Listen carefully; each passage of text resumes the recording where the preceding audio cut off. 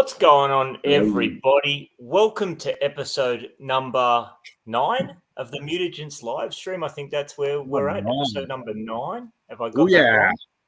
No, that's correct. Spot on. I think so. Awesome. Guys, excited to have a fun little 90-minute chat, hopefully entertain the fine folks watching along live, cover off some interesting subject matter. So what we're going to be talking about today is something that probably hasn't got enough talk on the MUTAGENTS live stream so far, considering how much of a staple of the Turtles franchise it is, especially if you grew up, in the era we did in the sort of late 80s, early 90s. And that's the 87 animated series. But to be honest, that's a heck of a lot to tackle in one go, the full series. So we're going to focus to the first segment of tonight's stream around the original miniseries, the 5-episode run that made up season 1, I suppose. So we'll sink our teeth into that. We've got some figure spotlights to go through. Myself and Dino will chat about a couple of figures that tie specifically into those first 5 episodes. Dan's got a fun little turtle timeline lined up for the back half, where we're just going to run through the full timeline and offer our thoughts on just very kind of quick hits on what we thought of each incarnation in terms of TV and film. If we've got time, we'll cover off some pickups. So plenty to get through, and we'll rip straight into it. But first, I want to address the chat. But before we do that, I want to say good day to these boys. How you doing, fellas? Good, mate. Oh, Good. well. It feels like it's been a while. It really does. It feels like 2 months. I don't know why. Yeah, it does. It's good to be back. It is good to be back, and maybe that's why I'm feeling a little bit out of practice, just because it does feel like a long time ago, doesn't it? Like the Eastman episode felt like ages ago. I think it must have been mid-March, and obviously now we're going into the last week of April. So, but excited to be back. How you going, Enzo? All good? Not bad. Just got in from work. It was a bit of a long day today, but a lot of driving. Let's see if we can finish the day off on a positive note. I mean, listen, I got a love-hate relationship with Mondays, but at least we saved the best part for last in terms of hanging out and talking Turtles for an hour and a half or so. And we've got a bunch of What's that? We got a new guy here. Yeah, we do indeed. I'm Dave, everyone. I mean, we're going to be talking about a timeline of incarnations of the Turtles, but can we talk about a timeline of hairstyles on Dan? I'm loving the aerodynamic style. There's some hair changes all around, isn't there? Like Enzo's growing it, I've shaved it. The biggest issue, I wanted to do a mohawk, but it doesn't fit in the screen, so it just wouldn't look right. Oh, nice. I appreciate you compromising for us, Dan. Let's say g'day to the folks in the chat. G'day, Scree. Hey, Monique. No, Hey, screen. Monique. Oof. G'day, Carl. Oh, missed you, man. Carl's doing back. good, buddy. Hey, Trigger. Phil. Hey, Phil. G'day, Hey, Jules. Jules. Indeed. I couldn't agree with you more, Carl. And we're obviously we're going to get into the animated series talk, but to me, those first 5 episodes, or maybe even less, the first couple of episodes of the animated series just really take me back to the trading cards, and no doubt we'll be talking about those. G'day, Dino. Hope you're well, buddy. Thank you for joining us. Dino. We've got Nate. Hey, Nate. That's right. Scree party on a weeknight. It's a Monday night party for sure. Man, sorry guys, I'm just trying to work my mouse. Oh, we got Sizz Dog, nostalgia button in the house. What's going on? We got Nick. G'day, Nick. Hope you're well, Nick. mate. Thanks for joining us. Kurt Taps. We got Adam. Hey, Adam. Hope you're well, buddy. Thanks for tuning in. We got Sean. I believe Sean was in preparation for tonight, was going to try and watch those first few episodes and bring himself up to speed. So we appreciate that. Hey, Maddie. Hope you're well, mate. How you going, Maddie? We got Yeehaw. A lot of familiar, I was going to say familiar faces, but a lot of familiar names. So, oh, hang on. We got the Minikins, fellas. Yeah, they're there. Hey, boys. Hey, boys. Hope you're doing well. Carl's appreciating the slick new style, Dan. And a big congratulations to Adam. Looks like he's had another child. Of course. Yeah, Congrats, massive congratulations to Adam and his family. Well. Yeah, that is awesome, man. Awesome news. Congrats, mate. And that brings us up to speed. So we'll say good day to people as they pop in, but that I think that if I've missed anyone, please let me know. But we appreciate all you guys tuning in right off the bat. Like I said, today we're gonna kind of go back to that original 5-episode run of the animated series. Something that is just such a big part of my love of the Turtles. And just so foundational. Like, I don't know, maybe we might have covered this off already previously, but I honestly couldn't tell you whether I saw and got the toys first or the cartoon first. They were pretty much interchangeable.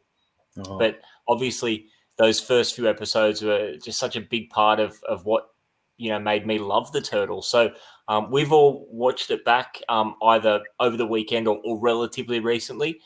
So definitely want to get your thoughts on what you make of it now and what your relationship was with it back then. So who wants to kick us off? Well, what I was going to actually say before we start is they released the first ones in December. I think 14th was the first date, and it was only a week run. That first 5 episodes on the actual television, Yeah. So how smart was that? Release that Christmas time, like it just all lined up for the sale of the toys, really. But yeah, back to obviously the first episode or whatever. Yeah, who wants to kick us off? I mean, what were your guys' experiences like looking back on it? When did you guys last see it? We obviously Dan and Dean and I we were chatting. We kind of watched it over the weekend, but was it the first time that you guys had revisited it in years, or is it something that you have a look at more frequently than that? Yeah, sorry, get in. No, I was just going to say they popped up on YouTube about 2 years ago, and I just had a quick look at them just to get that nostalgic hit. But sitting back, and I watched them all last Saturday, so I watched all 5 episodes in a row, and I have to say I still loved it. Like looking at it was crazy. As an adult, I picked up so many times where they had the wrong voice on the wrong turtle. And I noticed that so much watching it. Didn't put me off. It just really popped out. But for 5 episodes and the stories that they gave you, like that's all they need to do. They encapsulated everything that you needed to know about the Turtles, and just it would have hooked everyone back in the 1980s. Like, so I really enjoyed it. It was fun. It was nice. Yeah. 100%. What about you, Dan? Did you watch it for the first time in ages? So as you know, the first time we ever met, I was telling you I'd give you a USB with the episodes on it. So I watched them only two years ago, probably. And then we've got this thing, if I watch something like pirate something, I guess, next second YouTube puts it up. So I was like, do I have to go through all that hard work, But I did revisit it when my daughter was first born. I was just like, obviously on the couch with her, always nursing all the time and stuff like that on weekends. So I just flick it on then. I revisited it for the first time this weekend, obviously. But those, because I had 2 of the VHSs as a kid, and as you know, when you got a VHS as a kid, you could burn them through just watching and rewatching.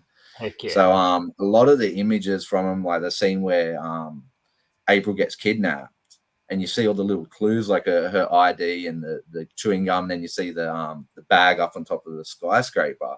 That stuff was just like, it just clicked every time I seen that scene that I could remember myself watching it as a kid. So it was a bit of a nostalgia hit for me there with that. But I think it's just because my brain got that image just sunk in constantly because I was always watching them on and on. But yeah, no, good fun, good times. Yeah, definitely. I mean, one thing that I definitely took note of, similar to Dean, was that they really, like, by the time we get to 1987, the whole formula of packaging up a cartoon animation series to sell a set of toys, like, that's just a well-worn formula at that point in time. They knew exactly what they were doing. Obviously, a big part of the nostalgia that we have for that animated series is the opening credits, because to me, although the animated series ran until like the mid-90s, I'd moved on from that point. So really, my years of sitting down after school to watch the Ninja Turtles cartoon were like 89 to 90, kind of through to 92, like those kind of couple of years. So they're pretty early years for me. It's like early school years. So I don't have a ton of clear memories prior to revisiting it in terms of like specific plot points and stuff like that. But one thing that is just burnt into my memory is obviously those opening credits. And even just like the 30-second opening credits really tells you everything you need to know. It introduces the four turtles.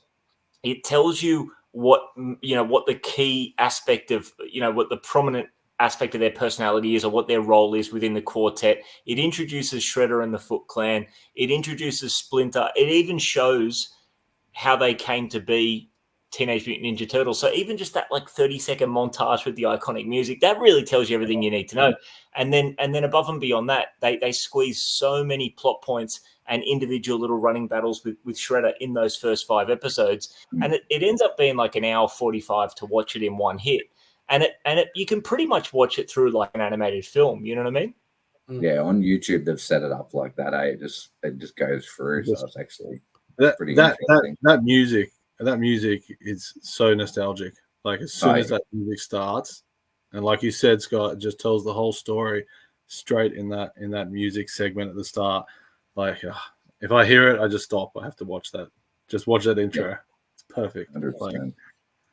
And being a collector now too, like I noticed watching it yesterday, because I wasn't into the comic books. I didn't get into them as a kid. So when you see that first initial scene when they're on the rooftop, it's pretty much like the old comic photo. They've kind of set it up a bit more cartoony, they're darker, and then it rolls into the intro. Now that I'm older, I noticed that when I was a kid, I was just like, Turtles is awesome, Yeah. Yeah. And Johnny raises an interesting point here. Obviously, today, we're focusing on those first five episodes. So a couple of years ago, I watched, from what Dan gave me, maybe seasons 2 and 3 as well. So I've not gone too deep, but I have watched the first few seasons. Season 2 is huge too. I think it's like it's very different. Like when you look at the structure and the the animation style of the first season, just 5 episodes, it does change a lot, and it changes pretty quickly. And the reason for that being, it was only, from what I understand, and either one of you guys or someone in the chat can correct me if I'm wrong, but from what I understand, Playmates themselves were only directly involved with that first season.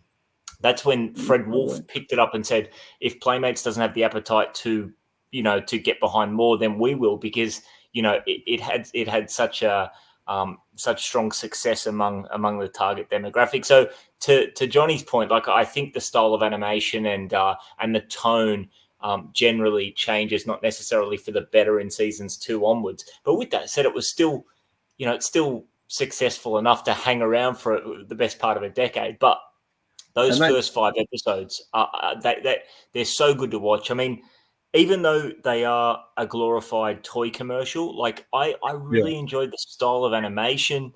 There was some awesome, like really well animated, like action sequences, like when they first encounter the Foot and they discover that they're robots. And obviously that's an interesting thing to discuss in itself, like the notion of the Foot being robots, which meant that the Turtles could just cut through them carte blanche, as opposed to being human ninjas. But when they first encounter the Foot and Michelangelo literally jumps out of his trench coat, nunchuck swinging, when Rocksteady and Bebop explode. I don't know if you guys remember the moment I'm talking about, like when they think they've got away and they're nearby to the zoo and the ground just explodes. And next thing, Bebop and Rocksteady like literally jump out from underground. They're just guns blazing. Like there's a lot of really cool action sequences that I really appreciated. Even now, like as like a nerdy collector and Turtles fan, I thought a lot of it, particularly those first 5 episodes, like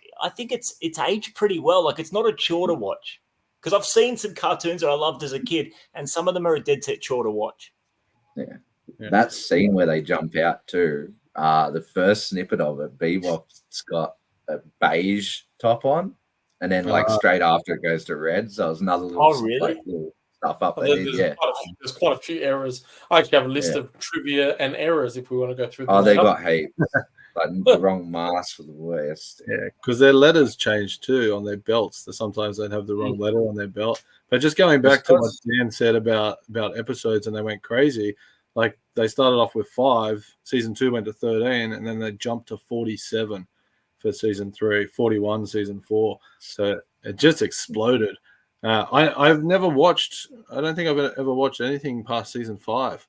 I heard it does get really bad, the voice acting and just the actual artistic way that they went. But that's for a later episode, I guess. I think what happened, Dean, is like the seasons just got bigger and bigger in terms of the episode count, but the production studio had the same amount of time to produce a season. So they just had to hammer it out. And although we're obviously focusing on those first 5 episodes, the quality of animation and just the continuity and stuff definitely got impacted. But there are some errors in those first 5 episodes, and that look, it has to be tricky when your primary characters look so similar and have so little distinguishing them that I think that's probably it just makes it easier for voice errors and stuff like that to occur. But all in all, I mean, I loved it. Just hi to Matt. Yeah. Hello, Matt. G'day, Matt. Mate, never any need to apologise, mate. We appreciate you joining us for a little while, mate. It's good to have you. One thing I had me in stitches. Carl watched the ring. Yeah, he watched the muted. Secret of the Ooze. That is not time wasted, Carl. We will be covering the Secret of the Ooze in detail, no doubt about that. We are all looking forward to that movie. Yeah, definitely. One thing had me in stitches on the weekend too, watching the recap in season 1 is like the old lady scene. She pulls out a machine gun. You ain't going to see that in a cartoon anymore. And then there's like Shredder. Man, HR would be on him about the way he treats Bebop and Rocksteady. Some of the things he calls them, you're like, what? I loved it, man. What about the 90s, man? The first sequence, the first opening sequence, all the news camera people, when the bullies come out of the shadows and April's filming on a videotape, all the guys drop all their equipment and they just run away and just leave her to this to this attack. I just thought, I was like, oh, okay, poor April. But to be honest, like April's kind of irresponsible at that point because they're like, we've got millions of dollars worth of equipment. She's like, come on, guys, like, where's your spirit of adventure? Like, and then they're just like bailing on you. Reporters are like that. You got to get the story. One of the funny things about April too is in the early episode, first episode, I think it is, she keeps getting the turtles' names wrong. Yeah, so she was like, got to call them this and that, and it reminds me of my wife because like she kept getting she can't get Leonardo Donatello right. It took her about a year, She was just like kept calling him the wrong one. Oh but wow! Yeah, it's pretty funny how they got that in the show. Like, Cats out of it's true. They all look the same. She's getting to know them. The story really had the first season really nailed out the story with a lot of like base, like to go on with further seasons, but they got everything out of the way and made it had story. It was just, it was well done, I reckon. It was crammed in very well, that's for sure. For 5 episodes, it's pretty good. And you really start to get like, I don't mean this in a negative way, but you start to get a sense of like the formula of the program where every episode, at least maybe from 3 onwards, they introduce new elements. Like I think maybe episode 2 you get Krang and I think but you know what I'm saying? Like then we get introduced to Baxter, and then we get introduced to Krang in the android body. Like they introduce new elements each episode to keep it interesting. But every episode follows a similar formula in that they have a run-in with the Shredder or with his soldiers of choice, whether it's the foot soldiers, whether it's Bebop, Rocksteady, and they kind of win the day, but obviously Shredder slips away and they don't end up getting their man, and that obviously just that sets the tone for the episodes to follow. Shredder recruiting new soldiers to do his bidding. The turtles getting the better of them, but never quite getting him, and that's interesting when you look back to the original source material of the Turtles defeating Shredder in the first issue. You know what I mean? It's just it's funny how they just happen to make him like the big bad, and that's really what we think of when we think of TMNT villains. He was the big bad, but he was also a bit whiny. Shredder was always whiny. Oh, yeah. And he was like, "But I want to get the turtles." I know, and I think in later seasons he became only more so, you know, in terms of being whiny and like buffoonery and stuff. But he starts off he starts off ruthless, man. You know what I mean? Like he gets obviously Bebop and Rocksteady in their human form and just does not give a shit. You know what I mean? Just coaxes them in and turns them into monsters with little regard.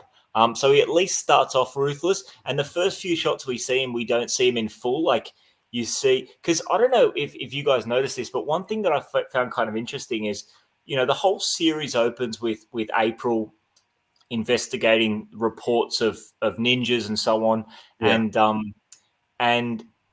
when I think human form, Rocksteady and Bebop and their little gang kind of converge on her. Shredder's watching through cameras, but you don't always see where are these cameras. Like, where are they? I don't know if you guys noticed that. Like that was later the best on, CTV for '87 too. Later on, they like, for instance, when they go to the Ninja Run Pizza restaurant, it shows the CCTV in the corner is where Shredder's watching. But at other points, you don't even see cameras. It's like, why does Shredder have cameras in the sewers? Like, what's going on here?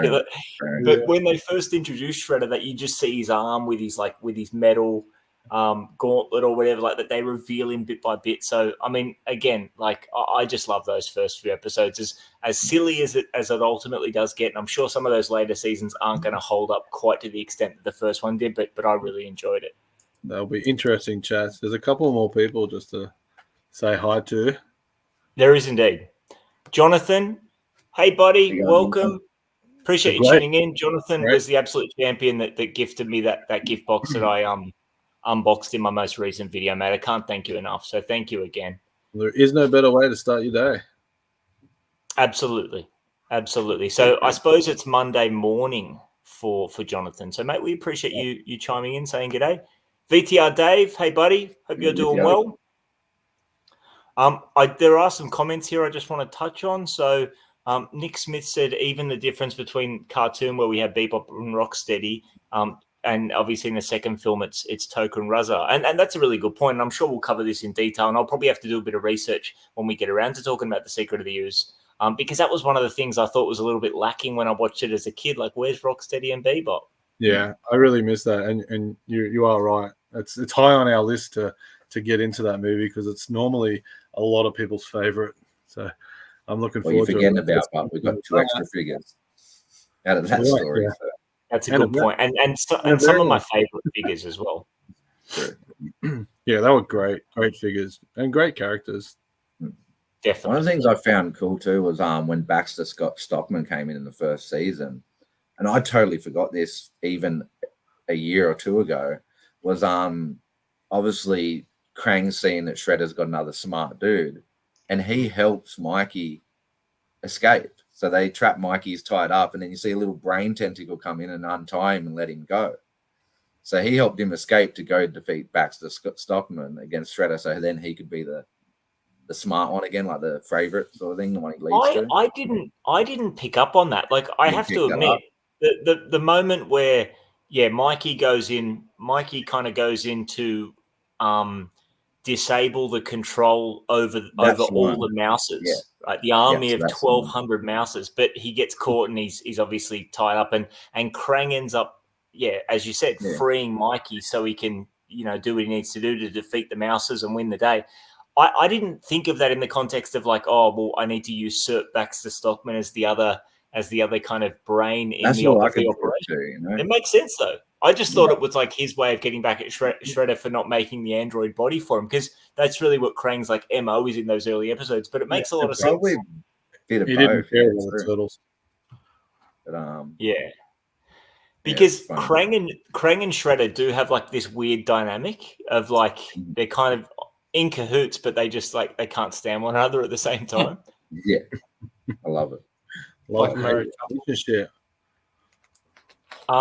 Yeehaw just making a point here about the music, and that was another thing I noted is just, you know, above and beyond the actual intro credits music, which is iconic, like the music is pretty awesome, man. It's got like, it picks moments where it's got that kind of like that almost, I don't want to get this wrong, but it's almost like that Japanese style, you know, sets like the ninja theme, especially when we get Splinter's origin story.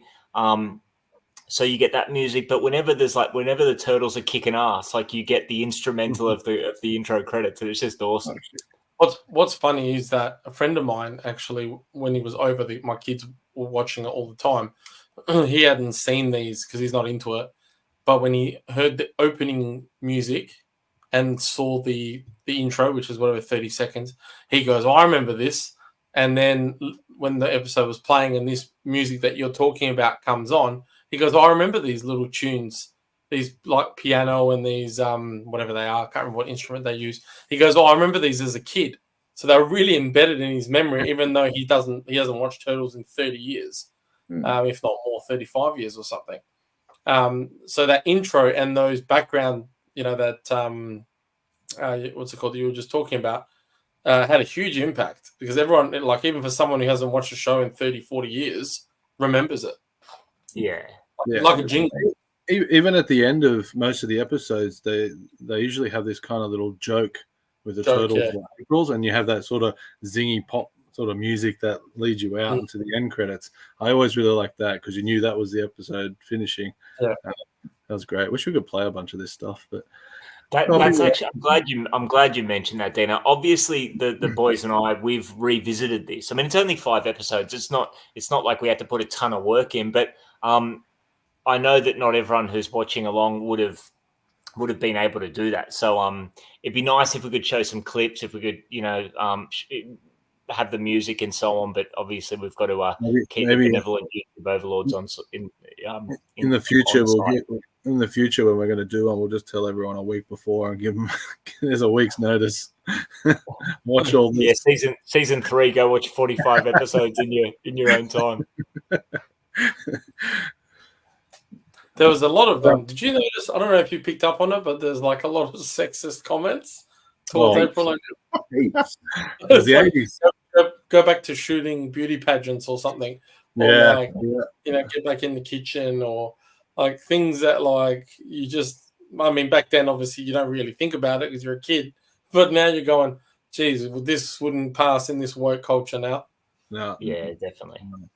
Like every girl that turned up in the show, the turtles just was salivating, you know, chasing them around like this. Yeah, like April first, and then Carla in the neutrinos. Mikey was being like a bit pesty almost. Like, yeah. What about Irma? Did you enjoy Irma? Did you? Well, we don't see that much of her in the first 5 episodes, I don't think. So we don't get her like lovelorn subplot where she just wants a man. I think that comes a touch later. But we meet Irma and we meet, you know, Vern and Burn, April's team. But just to touch on what Carl's saying here, and he's 100% right. Like the whole buffoonery and whining of Shredder could be that. Yeah, like he can't be totally hardcore, and you know he can't be too scary for the audience. He's got to take into account the audience, because indeed, Skeletor and Cobra Commander were that kind of whining evil character in their cartoons. That makes sense. What about the inconsistency with Shredder? I don't know if you guys noticed this, but like 1 minute he can't believe his eyes about the turtles, then the next minute it's like he's known them for ages. Yeah. It's like that real inconsistent tone from him. I mean, whether that's an error or not, I don't know. But like, do you know them or do you not know them? Which one is it? They did heaps of silly stuff, like in the flooding scene in the building. He said, what's he say? He says like, "Oh, we can't let the turtles find out about the Technodrome." Then goes over the loudspeaker and goes, "Foot soldiers, return to the Technodrome." Yeah. It's like you just told them what it is, mate. Like, it's the stuff I love. But like I said earlier, he's meant to fail. You know, so like all those bad dudes are meant to be this whining type person. Fun fact, all the sound effects for the Technodrome were actually taken from a 1984 pinball machine. Really? No way. Did not know that. Can't remember. A fun fact. Yeah, that is a fun fact. I know, right? That's awesome. So I had it.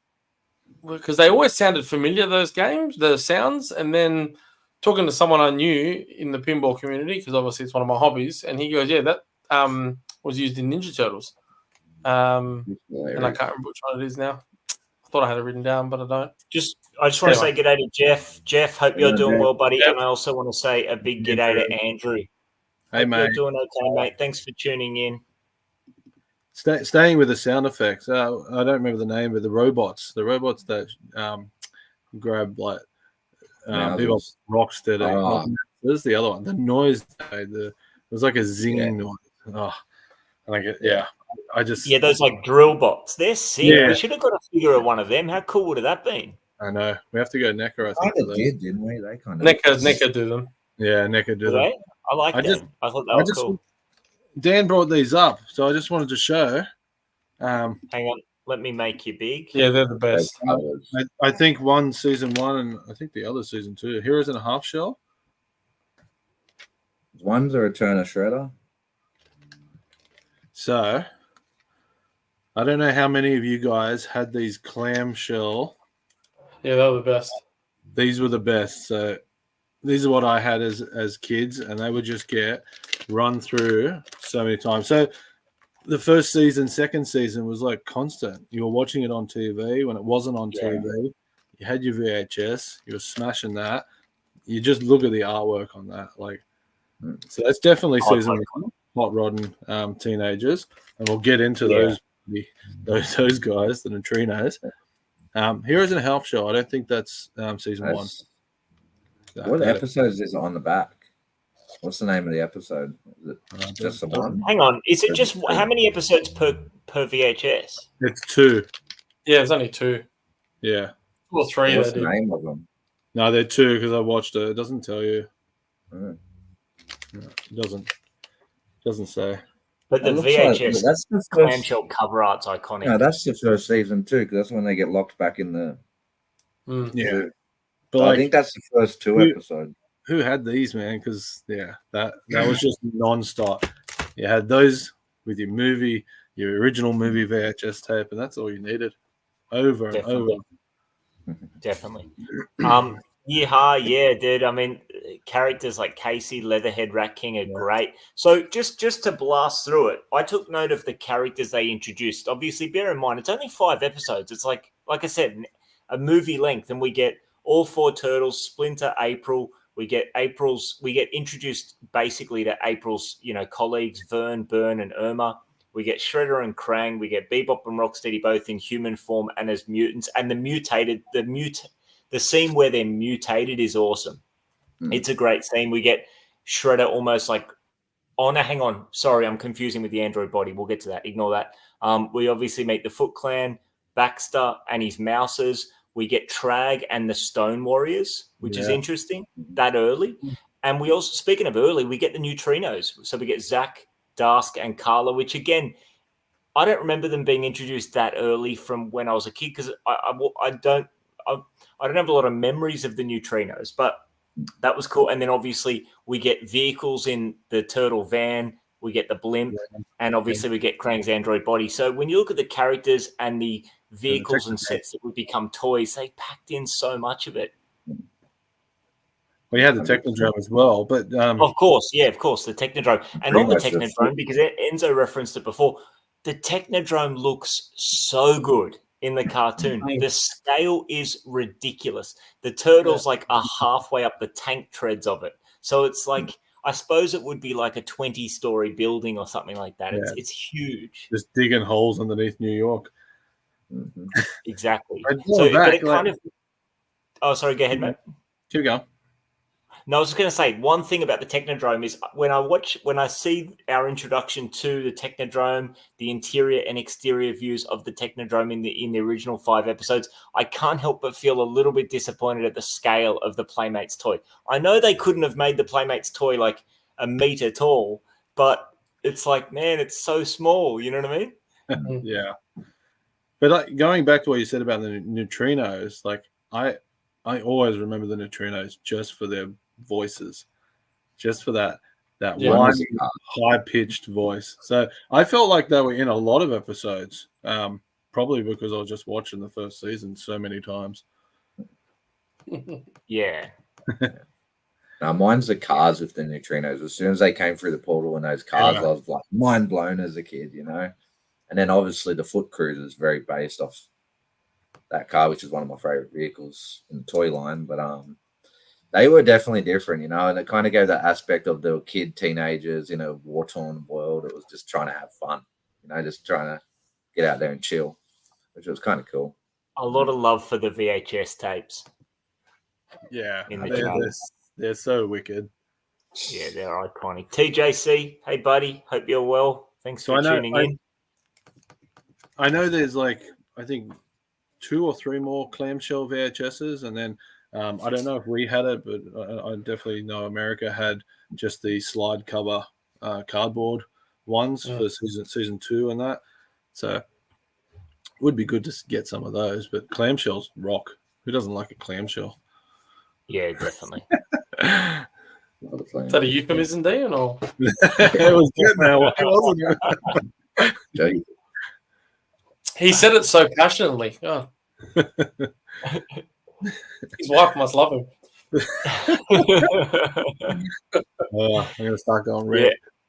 Yeah. Agreed, Carl. Like the flag was definitely a tough act to follow. That set the bar for scale in terms of play sets. But yeah. I mean, I don't get me wrong. The vintage Playmates Technodrome is like one of my favorite toys. Like it was like the childhood holy grail. But when you see it in the animated show, and it's just this enormous structure, then the scale of the toy leaves a little bit to be desired. But that's okay. That's okay. What about Shredder's counterpart? We haven't spoken about the Master, Splinter. Yeah, Splinter. I loved when Splinter finally like did something and had that fight and was just kicking ass. That I thought was fantastic because you didn't really see him do anything for a while. You knew all the backstory, you knew all the training, but then you finally got him see him just like wallop everyone. That's a really good point. He like Splinter is not a frail old man. I mean, they do play him a little bit like that. Like when he's had his run-ins with the Shredder, it feels like there's an episode there where he's just like sleeping, or like they go to April's apartment and she's like, "Oh, you got to go to sleep" and stuff like that. Like, so there's a little bit of that. Like, you need to rest, Master, but he does kick ass. You know what I mean? He's not just there for his brain. I always married him against what Star Wars did with Yoda. Yoda was always frail, slow, and then when he had to be, bounced around and kicked ass. So I always looked at Splinter like that. But I think they made him older and frailer. The more the different series came into play. Yeah. Like obviously he's a big part of the finale scene in the 1990 film. But he spends a big part of the film being almost like the victim kind of thing. Like, whereas in the animated series, he's definitely capable of defending himself until there's 1,200 mouses engulfing him. You know what I mean? So yeah, Splinter's cool. The other thing that I found interesting, if we're talking characters, is that to me there's some real difference in the characters. Mainly Raph. Like I found Raphael quite different in the animated series than I'm used to him, basically just from watching the film 100 times.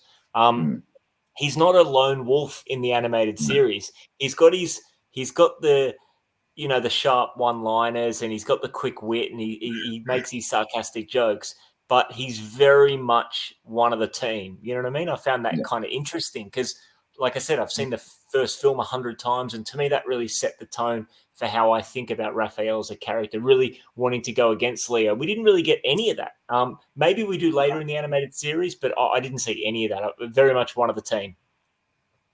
100%. And going back on, sorry, go answer. That was me. But you go down. Sorry. Going back on like Splinter, like in the last episode where they have the reverse mutarray gun, you start to like, I didn't really see it as a kid, but you see how like the turtles don't need that gun in their life because it will turn them back into the bowl. Yeah. But Splinter would also still be the same if he was human. He'd just be able to go out and enjoy his life a bit better, but he'd still have like a normal sized person. Like I don't know if like you see how the turtle's like stronger, but you don't really see much about Splinter being stronger. Well, I guess he's stronger than a normal everyday size rat, but they don't really play it that he's got the bit of the super strength sort of thing. Like they do make him like he's got the cane, and like you're saying, they make him a bit older. But yeah, it was really interesting in that episode where it gets destroyed, the gun, and they're like, your hopes of being a human's gone now. And it was kind of weird to see that in a kid's cartoon, but it all makes sense. But and that's actually the first time you actually see Shredder say turtle soup. He's going to shrink him down and eat turtle soup that night. So it wasn't about Splinter being strong, I guess, like for more wise. It was more about being a master of his in ninjutsu of that. 100%. So yeah. So also, one thing that we've got to cover off, just for anyone who's not super familiar, who's not a hardcore Turtles fan, is the origin of Splinter differs quite a lot between the different incarnations of the Turtles. So in the 1990 film, he was originally Hamato Yoshi's pet rat, who just like the Turtles was an animal that mutated into a human. And I believe it was the same in the source material. He was originally a rat, whereas the animated series, they change it so that he was Hamato Yoshi and he mutated to a rat. But like, you wouldn't have second guessed this as a kid, but I do find it a little bit strange that the Turtles are in contact with Splinter, so they mutate into a humanoid form, yet Splinter mutated into a rat because there were rats in the sewer. Like, wouldn't they all be? But anyways, we don't get too hung up on that. I think because it was the last thing he touched. Yeah, last thing he touched. Yeah. Okay. Because he had like a pet rat he'd feed and shit like that. Yeah. Because the turtles didn't touch anything, so they just mutated into themselves. That made it even turtles. Yeah, it made it even stranger when Shredder actually owned up to putting the mutagen there to turn him into the turtles. Like, it was his plan all along. And I was like, that didn't really add up when you watch it these days. But it's a bloody cartoon. Just a couple of comments I want to touch on here is so Sean's saying early memories of watching the cartoon after school, trading card set of 88, then the Pizza Hut toys. When it comes to the Turtles, none of these elements like work in isolation. Like, they all go hand in hand. The toys with the cartoons, the cartoons go straight into those trading cards, and then obviously you had your fast food tie-ins, you had your movies. It was just all one and the same. And that was what made it so special to me, is just that you couldn't look anywhere without seeing the Turtles. But obviously the animated series was like a big part of where it all started. Matt is just showing some love to the new Doodan. And Nate, my grandfather had a dog named Splinter. I found out later Pop wasn't actually a turtle fan. The dog ate his fence, so he named him Splinter. Good on him. That's awesome. And Phil's just wondering if he had a crimson-coloured harness would be a good way to go. Phil, yes, indeed they are. At least this first season is, because I watched it on YouTube. Two's there as well. There we go. And for Australia, if you got Amazon Prime, you get season 1, 2, 3 on there. Okay, sweet. Nice. So that brings us up to date. One thing I want to cut, because we've been going for about close to 50 minutes on this. One thing I do want to chat about is, see, the first 5 episodes were produced directly by Playmates as a means of selling the toys. But to me, there were some slightly puzzling inconsistencies between the animated series and the toys, considering it was like, I should have had the figure handy, but in the animated series, Rocksteady had the yellow shirt. In the toys, he's got the black shirt. Why, I don't know, but there was some interesting inconsistencies like that. Shredder, most notably, Shredder in toy form was completely different to what he looked like in cartoon form. So considering these properties were put together side by side to promote one another, I found those inconsistencies a little bit weird. Anything you guys picked up? Well, they brought Shredder out in the Toon line, didn't they? Looked a bit more like the cartoon one, but that was in later years. But yeah, it was strange, like how he had basically no shirt on. ripped. Yeah. 12 pack instead of it was just Like, ripped. I think you can say they got the Turtles right. They got Splinter right. April, they got right. The only thing I noticed about April is like they animated her in a way where she's like very shapely. She's they sexed April up quite a bit for the like Enzo's symbol machine.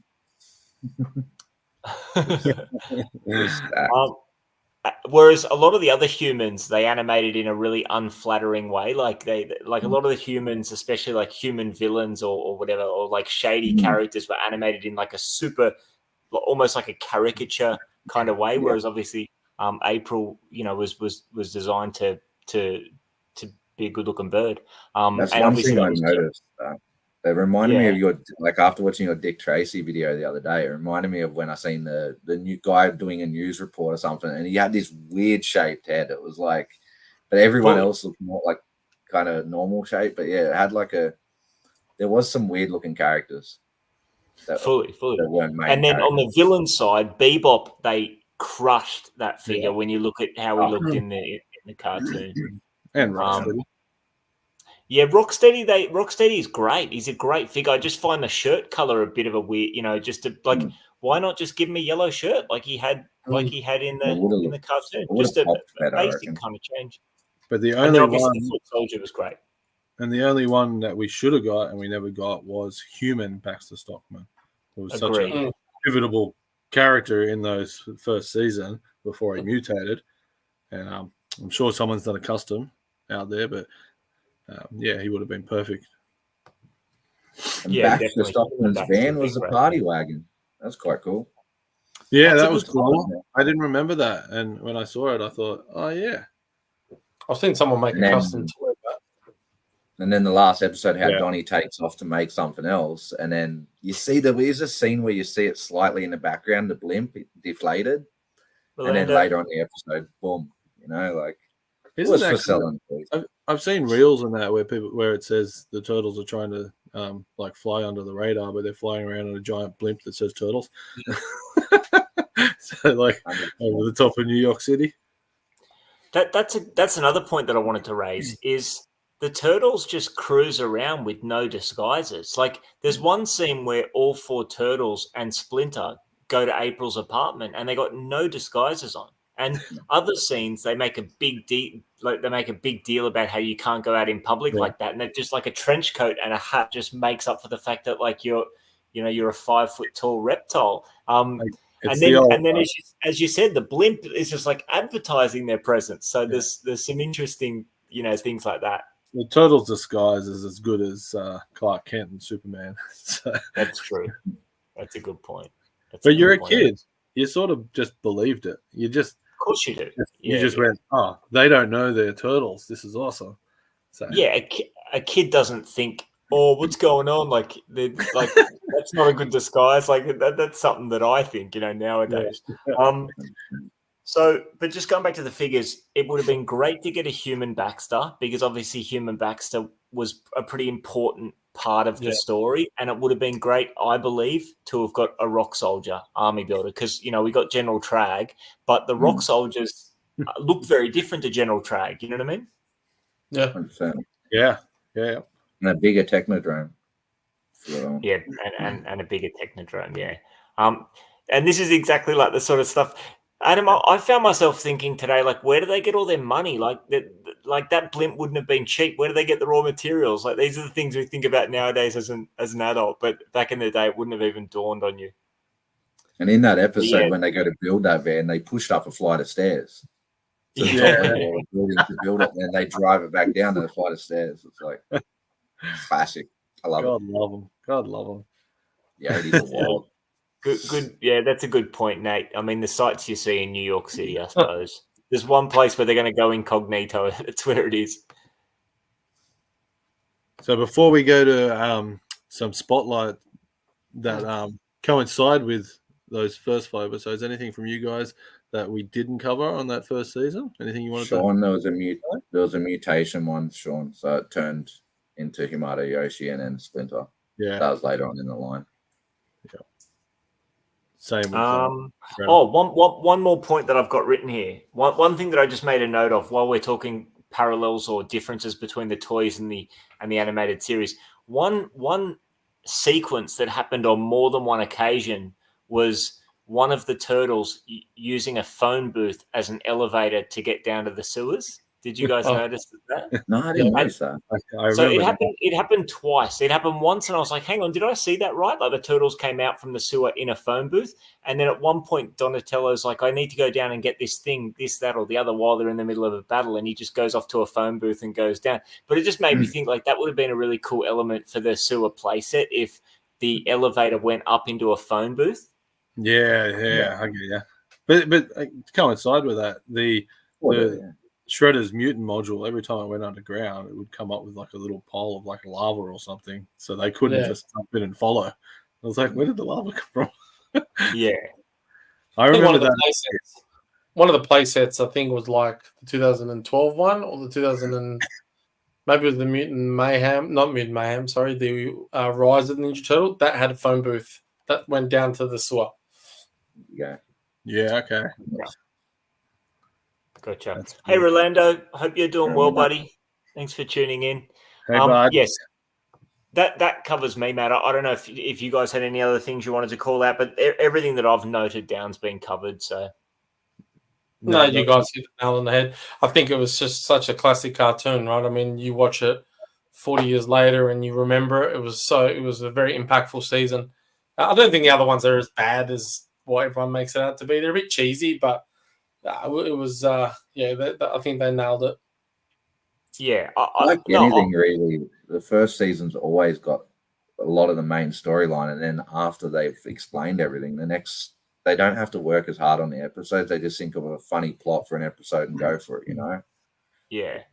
And so I think you're 100% right, mate. If the later seasons weren't good, the thing wouldn't have hung around for a decade. So, but I just think like they set the bar really high, and the kind of the child target I just think became a little bit younger as those seasons went on, which I understand because I suppose they're trying to bring in a younger audience as kids are reaching out. So, and those last 3 seasons, they were only 8 episodes per season. So you could see that it was starting to phase out as we were the ones watching it, got older and moved on to another thing. Just there's a comment there by Phil.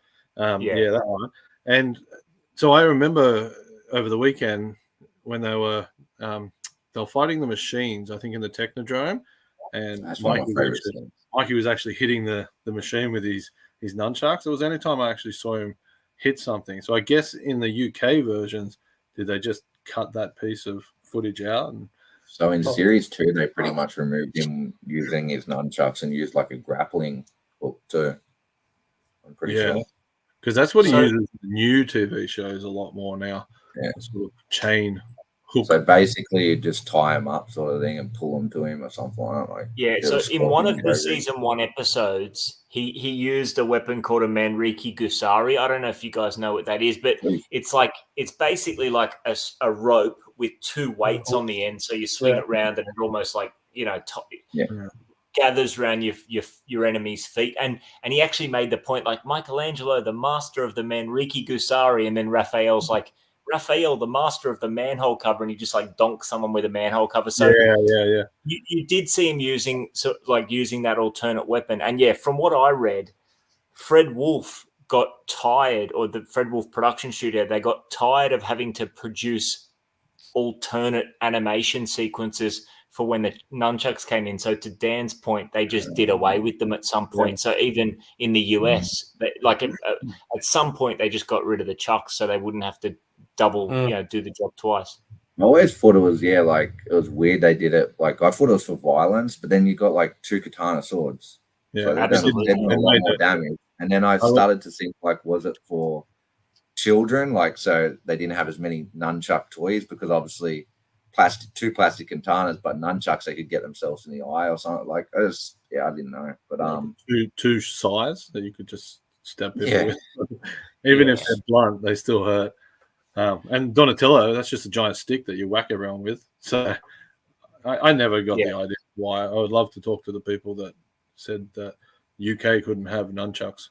I'm sure there's a reason, but I've never heard it. But either way, I do really like that the Foot are robots, and and Shredder uses a whole lot of other machinery like those drill bots and all that assortment of giant robots, because it just means the Turtles can use their weapons and can just destroy. You know what I mean? Which I enjoyed. Hell yeah! All right. Want a spotlight one, Scotty? Yeah. Let me go first because I don't want to follow yours. 100%. You know, based on what you're showing. But I will show a figure that is obviously a character that's in the first season and a pretty iconic figure, a figure that I didn't have as a kid, but he would have been top of the list in terms of figures that I wanted but didn't have. And I'm talking about Baxter Stockman.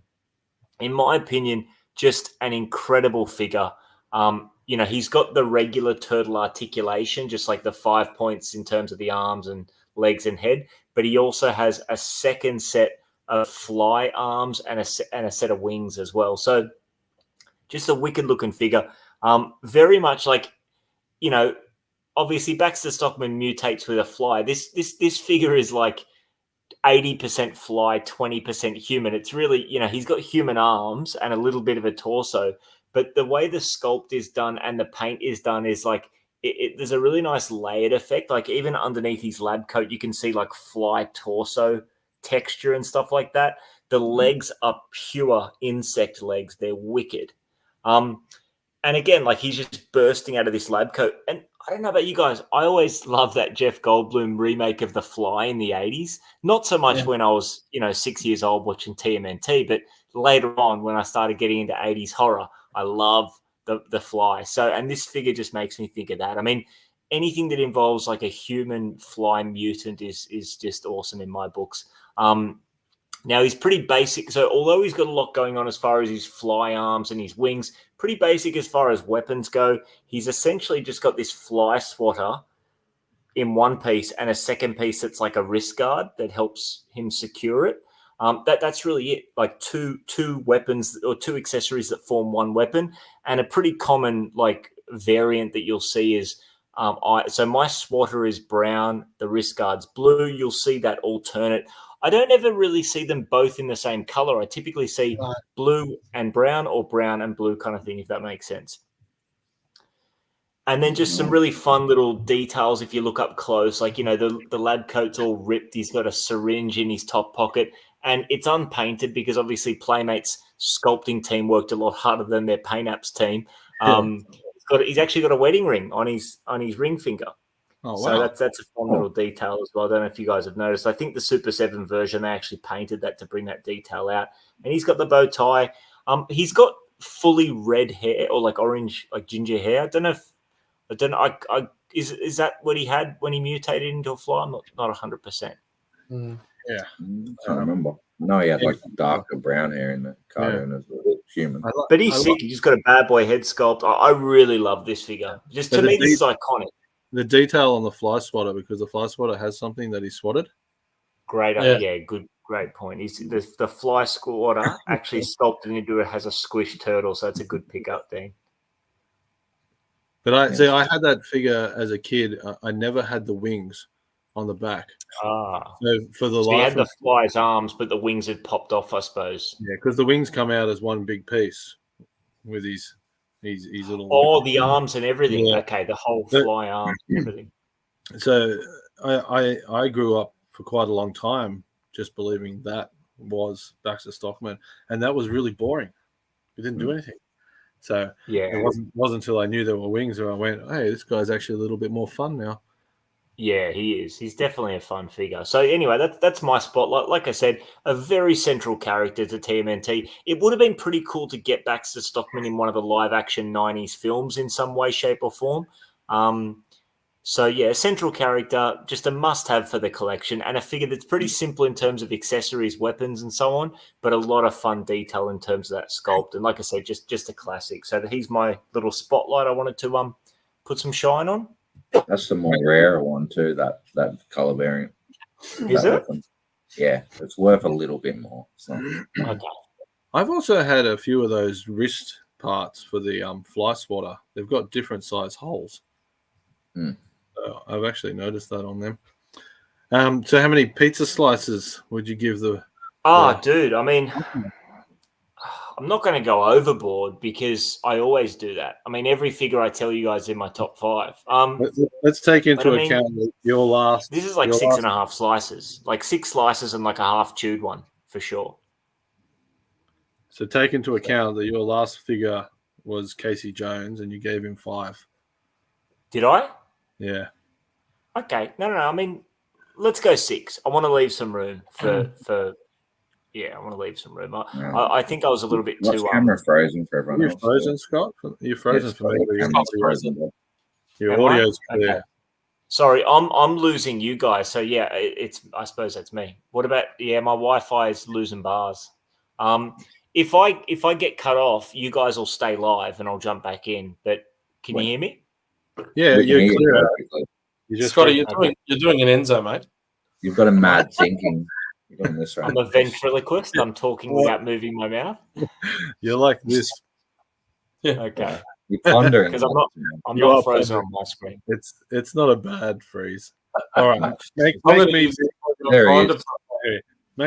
me be, and I'll show something that really relates to the first 5 episodes. Something in. Are you showing a clam? To be honest, we forgot to talk about it really too. But we didn't. We did. Well, we can talk about it now. Keep it anyway. I thought we'd keep it for this. So the figure that I'm doing a spotlight on is actually, you could say, 2 feet, and it is Krang's android body. So this thing is 11 inches of solid plastic. Fun. So from my childhood. That was a pun too. No. So Krang's android body, for anyone that doesn't know, in I think it's the last episode, Shredder finally builds this android body for Krang, which allows Krang to sit inside its belly, and then it's the big fight scene in the final episode against the Turtles, and they, I think they use the enlarging ray on him, so he becomes gigantic, and then they shrink him back down and beat him. But yeah, a couple of things that people look for when they're collecting this is this little antenna on the top is always broken. So I was going to ask you to check the articulation of that antenna. I didn't play with this much as a kid. Really, like, it's 2 solid arms that don't do anything. Really doesn't stand well. Really little articulation. So I found it pretty useless when it came to anything but like standing over the Turtles. So that's a clean window on the front too. Yeah, that's why. So the window does fog up and is missing. And something you'll notice is the little Krang that you get with the android body is the same Krang you get with the sort of standard Krang in his little walking pod. But I don't know if you can see this. Yeah, see little blue veins. So this is the detail they put into the one that you buy with a little walker. I can't remember what that's called, but the one that you get is just a clean little Krang. How cute is he? I mean, the Krang without the painted like blood vessels just to me looks like a piece of spat out chewing gum. Like, you know, without the painted. Like, I mean that in a good way. Like it's more like some hubba bubba. It looks more what the character looked like, because I don't think he had the blue veins. I don't think so. I think it was just pink. So the other thing to look out for is all the stickers. So I know a lot of people don't have their stickers and their reprints, so there's something to always look out for if you're looking for it. But along with that, one of the things that I kept was the box for the Krang. That's crazy. So check out the artwork on that. That's nice artwork. So that's pretty much the final scene in the show. So the final scene in the first season. So that battle they have in the last episode. Yeah. So I don't know. I just some reason I knew to just keep that box, that artwork. I wasn't going to throw in the bin. Did it have the stickers on the back artwork on the figure? Oh no, it didn't. They're all actually. That's a prototype. Yeah. So I was going to talk about the prototype. So the hands of the prototype were going to be detachable, and they were going to be different things like a clam hand or and some other Now we're talking. ones. So yeah, you'd be able to detach the hands and put in other accessory hands to that. But that's really cool. That would have been a cool feature.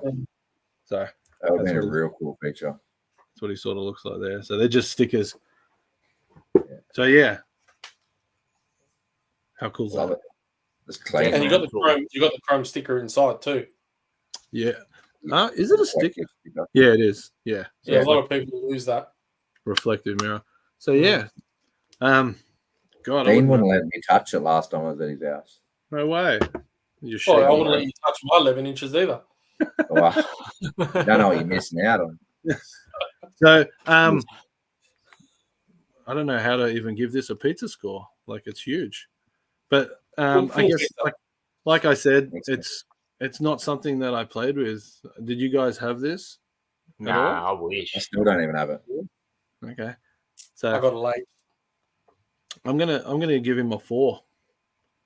4 out of 8. Half a I pizza. think he deserves more because he got the pass box, mark. man. Yeah, but he doesn't do anything but stand there. So Looks pretty cool. Yeah, he does. He does look pretty cool. I think he's No, that deserves a 7, bro. Come on. Really? All right, I'll give him a 5. 5.5. 5.5. I'm a tough judge. Half bitten pizza. Half because I got the box. So more one for display than play. Definitely, always has been. But Heard that about you. it's a great great character from that first season, and he comes back a lot throughout the other seasons. So oh, no, I'm not even going to say. Do it. No. I was going to take Enzo's innuendo to another level, but so that's spotlights. Do you want to, Dan? Do you want to take it away with the turtle timeline? Yeah, we can give that a go. So obviously I've got to share my screen. And while you do that, I'll just catch up on the comments. Yes, indeed, Phil, windowless packaging before it was fashionable. Yeah. And I agree 100%, mate. It's I've had a future, like, I don't have the large Android body in my collection. I've come across a few in my travels that I've not picked up either because of condition or price. I'm picky, you know. Stickers, as all the points that Dean mentioned, I don't want to get one without all the stickers intact, and I don't want to get one without the antenna intact, because those things are you can't really replace them with original parts. If I find one that doesn't have the right Krang, or if I find one that doesn't have the window, then I wouldn't mind grabbing it. But it's the antenna and the stickers that are bugbears for me. Yeah. And the antenna it's not rock hard, so it does have a bit of we can just skip the comment. I have no idea why it's not working. I'd actually like to see that Super 7 one. I haven't seen that. But he probably costs just as much as a vintage good one now. Like, what do they go for now? A few hundred? I'm not too sure. Cool. While we're waiting for Dan, Scotty, look what I found that I've got to send you. It's all wrapped up. Yep. I don't want to unwrap it. Do you know what it is? Is it a mosquito? Sure is. Oh, sexy. Still wrapped. Yeah. I'm not even going to bother unwrapping it. It's in a box. Oh, this fucking green screen. Jesus Christ. You can't see it. It's in a box ready to go. Oh, mate, you're too good. You're too kind. You don't have plans to come to? You don't have a Sydney trip in the calendar at all? You know, I meant to. I probably could have come last month, but I will admit to something. I fucking hate flying. Right, so if I can avoid it, I will. Fair enough. Especially when it's like a long trip, like 5 hours or something. I can handle 2 or 3 hours, but if it's urgent, I'll come. But if it's not urgent, I'll always avoid it. Fair enough. No, that's totally fine, man. No, you see, I might surprise you. Oh shit, that'd be nice. I would love that. So Adam is saying that $150 for Super 7, which I mean is certainly cheaper than a vintage one. Yeah. Based on last time I checked the prices, and And yeah, Jeff appreciates the smaller version. That's a great point, Jeff. Obviously, I think the 11 inches came first, didn't it? Yeah, definitely. Yeah, but so then later on, I think maybe a year or two later, they released a more Enzo's petite. having a great time here. Yeah. Enzo's just enjoying. I've got the worst gutter mind in the world, so you can't be throwing around 11 inches around me. No, that's fine, mate. And then I can't go to Subway. I can't even go to Subway. Yeah, to Jeff's point, the smallest 4-inch scale version came later, and I like that figure as well. I mean, that's one you really don't see with the blue weapons. I had that in my hand. I didn't buy it, but because I had two others in my other hand. I had to put it down. Count me in for a road trip, brother. I'm a sucker for a road trip. Hell yeah! Do it. But that was that's 1991. Okay, yeah. Nick's saying 91 for the large, 94 for the small. That certainly sounds right. Alrighty, let's get this going. So what's our rules? All right, so we're gonna Dean changed this one up last minute, but we're gonna make it 10 cowabungas. So 1 out of 10. We'll do that. Change it. It's not a pizza. Yeah, and the chat's gonna put theirs in, so we'll just. So basically, we're just gonna I'm gonna flick a picture up. It's gonna be the timeline of turtles from 87 up to 2023. I think there's about 14 photos. Nice. And basically just each one of us put a rating down. I'm gonna write the score down. Let's just see who wins. You know, like what one we're more favorite of. I'll start. This is dead set my turtles, and nothing has ever beaten this. So this is 10 cowabungas for me. It's the curvature and the way they drew these, the color format. I just love everything about that. Yeah, 100%. Yeah. Alrighty. So guys, let us know in the chat. Feel free to just throw out some numbers out of 10. What you rate each version. What about you, Dan? Let's go down. I'll go next. We'll keep this order. I'm gonna go 9. Leave some wiggle room. Nice. Yeah, so I'm probably 9 too with it, because 10's gonna be left for maybe another one. So yeah, I'll go 9. Nick Smith's got 10. 10 for Phil. Your wife's 10. He's on the same page. Still no good thing. All right, Enzo, what are you going for on this one, bud? I'm gonna go 9, and I think they're a little bit too kind of I don't know, like not as stupid to say cartoonish, because it's a fucking cartoon, right? A little bit too rounded, maybe a little bit too gimmick looking. I'm gonna say 9. They got a funny look on standstill photos, I find. Like when you see them moving around, you don't get it. But when you see like a still photo, they kind of look a bit chunky in the areas. But I love them still. They're good.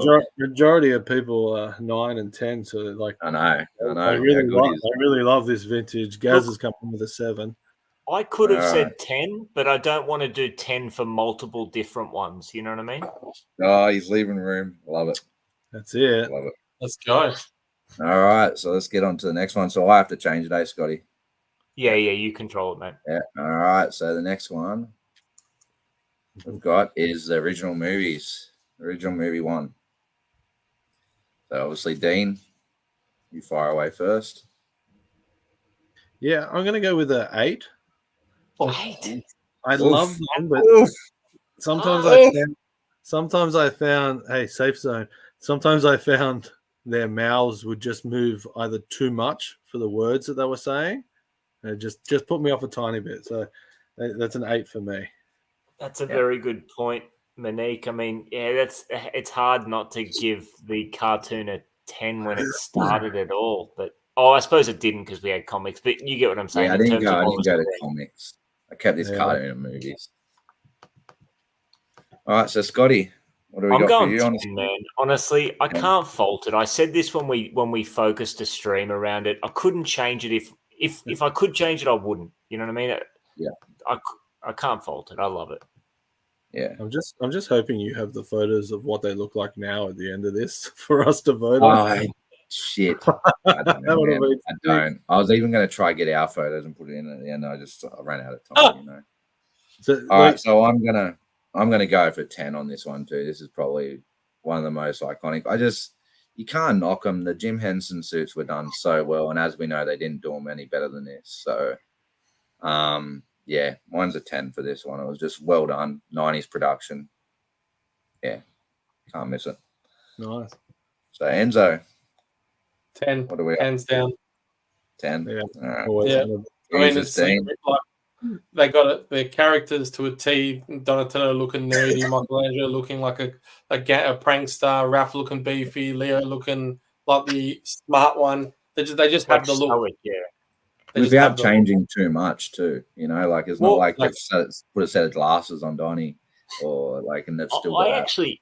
I actually feel like this version of the Turtles is almost like a nice, not middle ground, but it's combined. Like obviously, it's more true to the comic, to the original source material than the cartoon was, but it definitely took elements from the cartoon. So it's almost like, to me, like a nice middle ground. You know what I mean? For the grittiness to the cartoony, colorful, you know, child, like family friendly feel. It kind of combines the two nicely. Is what I'm trying to say.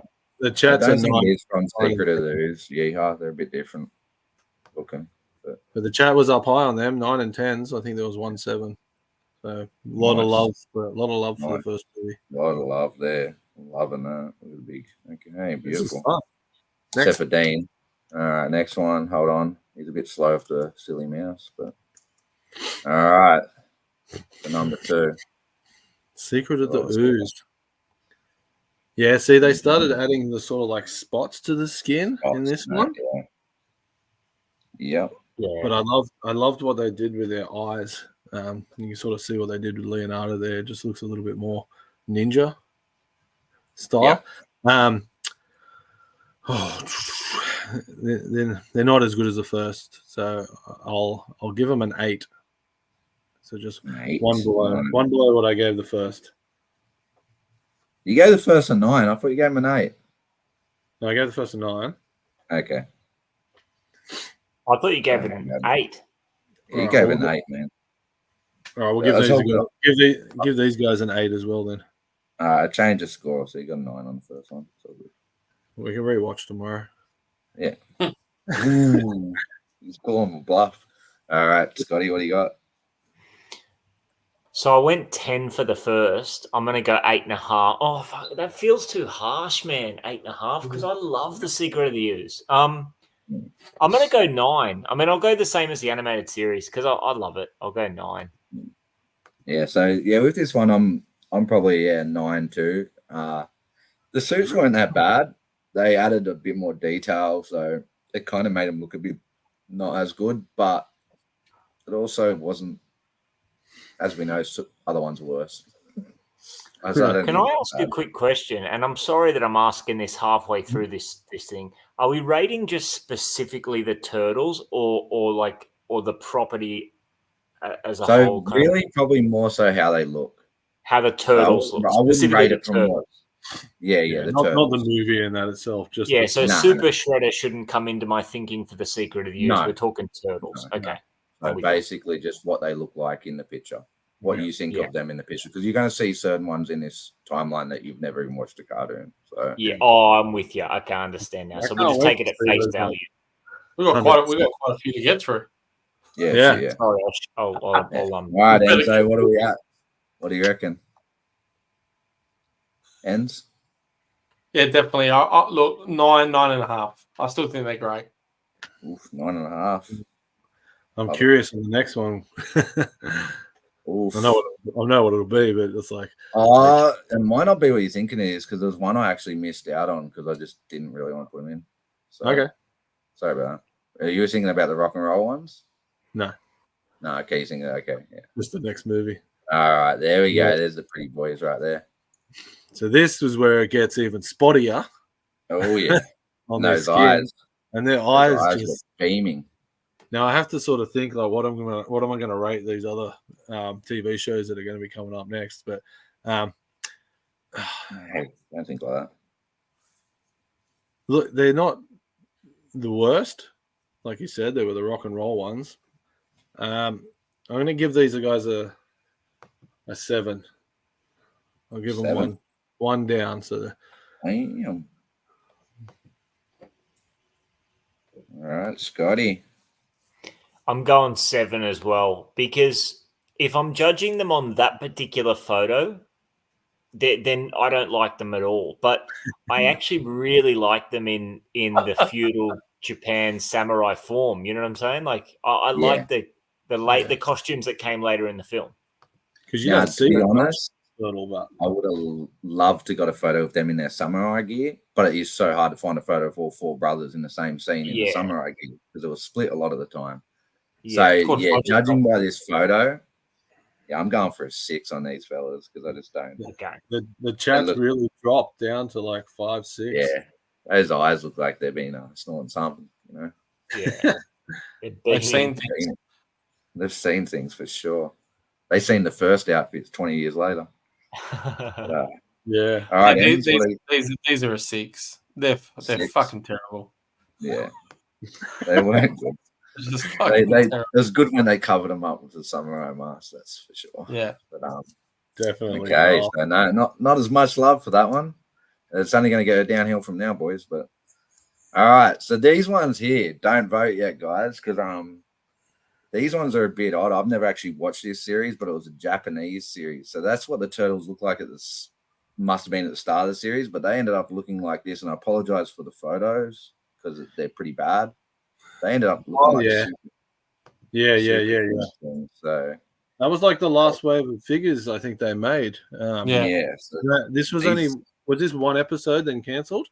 2 episodes. Two episodes. Yeah. What do I rate these? I still know that there's worse coming. I have no connection to them, and I don't like what's going on. It's kind of like Total Batman. Gaz -10. I get the anime. I'm gonna give him a 3 because I don't completely hate it. I got no problem with that, man. No problem whatsoever. All right, Scotty. Yeah, I'm gonna give him a 3 too. I'm trying to find something I like about him, and I can't. Nice. From their belt down looks all right. All right. You sicko. Stop it. I'm going to What's going on with you, Dean? Jeez, Dean. I just had to give Enzo one more. I'm going to give him a 4 just for the reason of is by the looks of it in the cartoon, they did look half-ass normal at the beginning and then they turned into that. So, yeah, but that's a bit hard. Well, just say bye to Scree because he's going to Scree. If you're still there, mate, I was going to show you this. I thought you'd be happy with that. Thanks for hanging out, brother. You have a good one. See you, mate. All right, Ends. What do you vote this one as? Phil's giving him 5. Is that? It's a Japanese. You got to remember, like Phil's in Japan. He's probably seen more of it. So true. I fucking hate these. Like hated the toy line. Hate it, mate. No, I wouldn't even vote. I'd give it 0. I'm gonna go 0. I'm letting you have 0, please. I agree with Monique. She said 0 as well. Yeah, I'm letting you have 0. Can't have 0? Yeah, you're having it, mate. It's the score. Oh, I don't care if I lose this fucking game. There's no winner, mate. This is pretty much it's pretty much what turtles. Let's just see what they look like. All right, the next one here we got is this is my favorite. Yeah, nice little sexy picture of Eastman too. Sorry about the size there too. Is that Eastman? I thought it was the porn star. What was his name? Ron Jeremy. Ron Jeremy. Skinny version of Ron Jeremy. He's 11 inches behind bloody Michelangelo on his back. Yeah, so these were the live. This was 97. This was 97. I watched this on TV when it came on. Mm-hmm. I didn't mind it as a kid. I rewatched and I got through about half of the season last year, and it was so difficult to watch. It was really bad show, but for the costumes themselves, I didn't mind it. I didn't like what they did with Donatello and Leo with the full head wrap, which is kind of a custom now. But Mike is the only one to never get a full head wrap. And I felt Venus de Milo was okay. Like I didn't mind her, so I'll give him a 5. Just keep it a little bit open. Yeah, fair enough. Sorry, I might be explaining stuff too much. No, it's good. You know more about it than me. Scotty? What did I say for the previous one? You're on a 3 on the previous one. Okay, I'll go 5 on this one. Like, I don't hate them, but they just don't do much for me. So we'll give them a pass mark. I'll go 5. There's no problem with that. I can't You're wait probably till better we off just start. looking at the picture and not watching them. I can't wait Yeah, to do a retrospective on that, and we all have to watch it. How Yeah, many I episodes definitely- is it? I think it's the 13. Or it might be a full season of 20. Yeah, something like that. I'd have to look it up again. But Okay. yeah, with these ones here, I'd probably rate a 5, but I'm going to go for 4 because I despise a full head wrap. It just shits me up the wall. Based on the chat, these ones aren't getting booed out of the room like the last ones did. So, No. you know. 26 All right, episodes. then. 26 episodes. You know, the only reason this gets a 5? Kevin Just Eastman in the photo. It's not just that. Ron Jeremy's in the photo. Ron Jeremy. That's the only reason this gets 5 because she's got boobs. Okay. That's it. I always found it funny because turtles don't have boobs. No. But you can milk anything with nipples, though, Dane. Apparently these days. Yeah. This I stream's have getting nipples, wild. does Might have to put a rating on this stream, Scotty. I'm I too know. tired. That's the problem. That's Now, all look, right, 5. I didn't mind it. I think I agree with Dean. It was actually, I remember watching it as a kid and kind of going, this is actually not too bad. You watch it as an adult and it's pretty cringeworthy. But if you put your 10-year-old hat on, it's actually not as bad as what everyone makes it out to be. So I think a 5 is fair.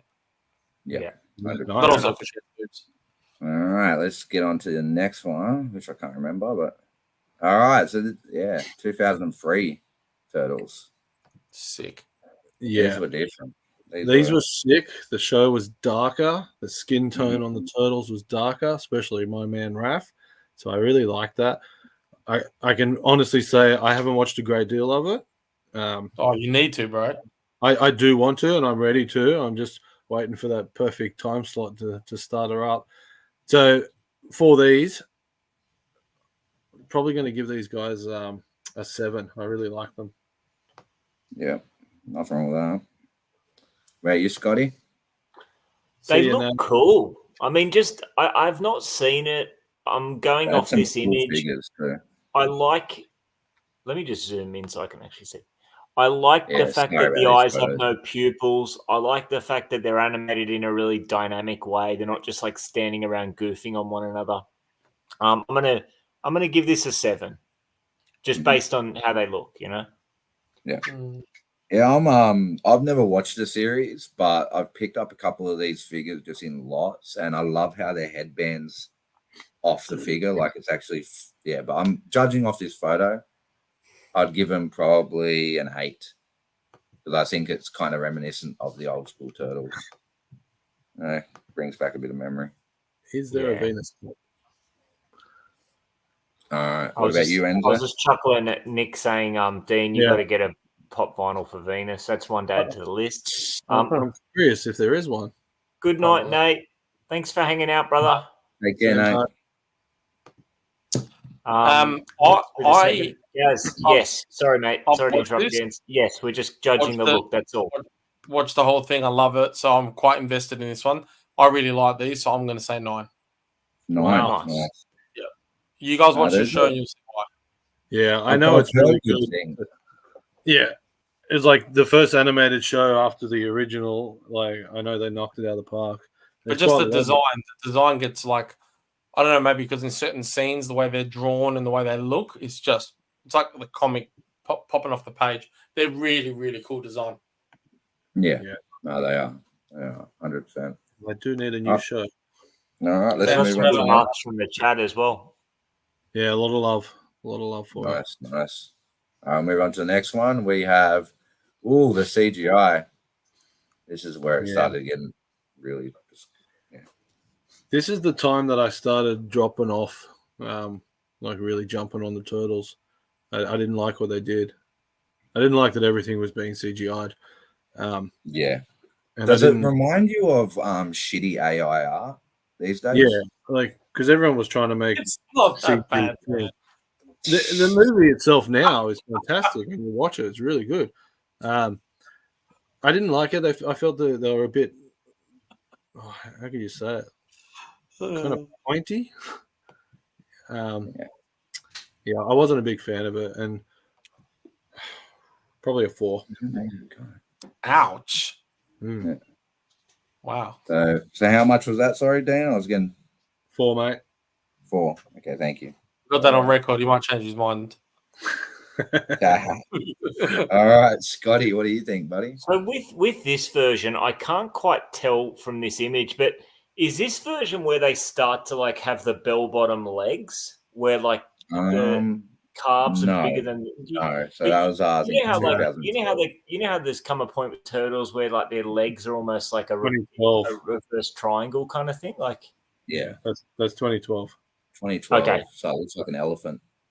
Yeah, so they didn't have them here. Okay, well, if that's the case, I'm just going to go a 5 on these. Like, they look okay. They don't do a heck of a lot for me, but they also don't offend me. So we'll go a 5. It is a great film. If anyone hasn't watched it, go watch it. Yeah, it's actually a good story. I can't remember if I've seen it. I'm probably going to go with a 6 on it because I really don't think they're that janky looking.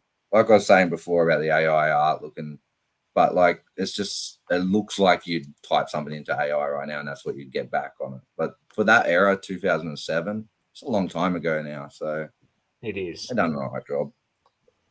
So, I agree, Phil. I need to watch it as well. I need to watch it. This is a reminder or a prompt to me to watch a lot of this stuff that I miss. Turtles? Yeah, how many Turtles movies we haven't seen? Can't be a mutagent unless you've seen 70% of Turtles franchise. Oh shit! Well, I'll see myself out. Yeah, same. Yeah. What about you, Enzo? What do you think? I'm What do gonna you say score that one? 6. I don't mind it. I don't hate it.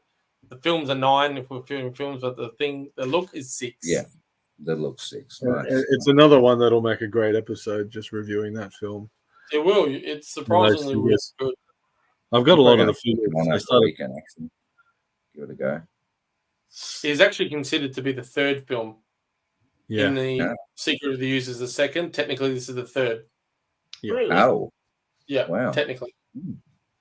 Makes sense. Yeah, it's a great film. Watch and you'll see why. All right, cool. All right, next one is here's the one Scott loves. Yeah. You get to see a different version of April here too.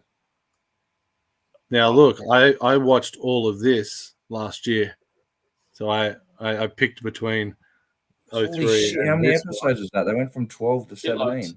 Yeah, it was just late night watching. Bang, bang, bang. It's actually a great series. It's a great show. It's a great series. I got hooked like massively into it.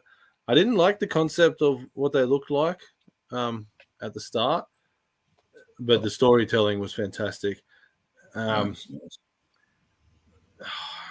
I never really loved them that much, so I think they get a 5. 5. Alrighty. Maddie's got a 1. He just straight out doesn't like them. Yeah. Scotty, what are you on with this one, bud? I'm on a 2. I can't stand them. Yeah. I just love them. These were the toys I gave my daughter when like I didn't want to break in Turtles. So I had a couple of these around. I'm just like, if you're gonna break it, we'll just throw it out. But the elephant legs on these things they just don't look right. I suppose if you look at the way a turtle leg kind of is, I guess they are chunky a bit, but yeah, no, that's a 2 for me also. And they ran funny. They would run with their arms out. Yeah, leant over. Really? My son does it all the time. So annoying. I love it. All right, so Enzo, what's your one on this one? Yeah, look, I'm a little bit biased because I actually quite like this show, and I don't mind the look. I get where you guys are coming from, and I know why Scotty doesn't like them. I'm going to say 5. Yeah, they cut the legs off. They look pretty damn good. They actually, some of the best figures. There was a set of these that were really expensive. They were like $800 each from a company in Japan that made them. I sold them because they were just worth so much money. They were some of the best figures I ever owned. I'll find the link and I'll send it to you guys to have a look at. Yep. Because this one's when they started going into the wrestling figures too. Because I'm pretty sure you could get like a Mikey figure or something out of Rudo Run. That's right. Ultimate Warrior Mikey or something. I don't know. I don't know. Yeah. there's not much love for these guys in their appearance, but not to take anything away from the storytelling of the series. That's where it's good. That's really good and emotional. That's fair enough. You're gonna be full on emotional. So, oof. you see me with the box of tissues crying away. Let's get the next one out, eh? Oh, here we go, guys. Here we go. They even put a pretty picture of Megan Fox, and I have to look at the turds behind it. Oh, we could do April. April. So this movie came out. I was pumped for live action again, and I couldn't stand these guys. I couldn't stand all the crap that they had on them. I couldn't understand why they were so huge. I just wasn't used to that. Like, look at the size of them. And well, they're mutants. Yeah, I get that, and I get that a little bit more now. Like, looking at it, but back then when I looked at it, especially like Donatello with all this crap that he's got over him, these guys are really bad to me, so I'm going to give them a 2. Nice. Scotty, what do you score these guys I've at? got to be honest with you guys, man. I don't know, man. I didn't hate this. Like, it's far from my favorite, but similar to what Dean said, like when this came out at the cinema, I was just so excited to have Turtles on the big screen in some way, shape, or form. Yeah. And I got to be honest, when did this come out? 2014. Like, I wasn't collecting Scott. That I like back then. I was just like, I wasn't really into this stuff to anywhere near the extent that I am now. And therefore I didn't like hype it up in my mind with like ridiculous anticipation. I was just like, oh, cool. There's a Turtles film coming out in the next couple of months. I'll have to see that as soon as it hits the cinemas. Like, I didn't overthink it. And I kind of enjoyed it. I totally get where Dean's coming from. I don't like the fact that they're basically like the Incredible Hulk in terms of their size and physique. And I don't like the shit all over them either. But I kind of like them. I mean, I thought Mikey was pretty cool. I don't know, man. I'm going to give these like a 5. Like, I want to pass these. You know what I mean? They're far from my favorite, but I don't hate them to the extent that a lot of people in the chat do. Yeah, no, there's a lot of minus going on. Yeah, well, like I'm the same with these because, like, you got to look at it is when this came out, what was it like? We already had like 20 years of more of Turtles, so it kind of was like they got all put in like a big mixing pot. Like, they made Mikey the Blue Eyes, which I think was in the 2012 cartoon. He had like the bluer eyes and stuff, and it was just But the size does really kill it. But I guess there's a lot of detail in them in a way, but. For me, I'm probably going to go for 5 on these ones too, because it's just I got to go back and watch the movie, but with the look of them, that's basically adding Megan Fox to it didn't make it any better. No, didn't it though? No, Megan Fox Transformers was better. Yeah, I think it was. Am I right? Yeah. I'm going to have to give these an 8. Whoa! Wow. Like, I'll tell you why. I like the idea of like not trying to compare them to anything. I never go in comparing these, but I agree. Like, knowing that there was a new movie coming out and knowing that it was Michael Bay, so shit was going to get blown up all the time, and knowing that like they had kind of tried to humanize them a little bit. I think Mikey got hit with the ugly stick, unfortunately, but I actually think humanizing them.